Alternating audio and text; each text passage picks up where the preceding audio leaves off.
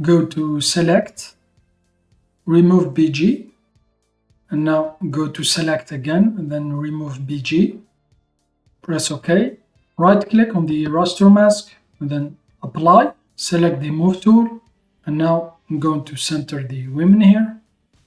And now create a new layer, click on this icon, place it under the women, make the foreground color white, and for the background I will select orange color, yellow orange color.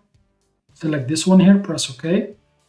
Select the gradient tool, make sure the gradient is radial, and now trace your gradient. And now select the women layer, and now I'm going to import my dripping paint picture. Rasterize the dripping paint, right click and then rasterize, and now left click, select magic wand, and then left click on the white area, and now press the delete key on your keyboard. Go to select and then deselect, select the move tool, check the transform controls, and now just adjust the dripping paint over the women. Reduce the opacity, and now hold the shift key while scaling your layer to scale it from one side. And now same thing, hold the shift key and then scale it.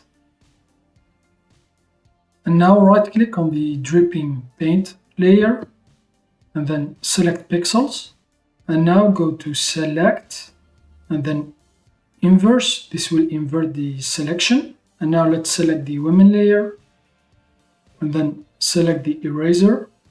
Going to increase the size. And now just make sure to paint just the bottom part here. Just want to paint the part you want to remove. So here like this. And now go to select, deselect, and now select the dripping paint layer and then let's delete it. Just click on this icon.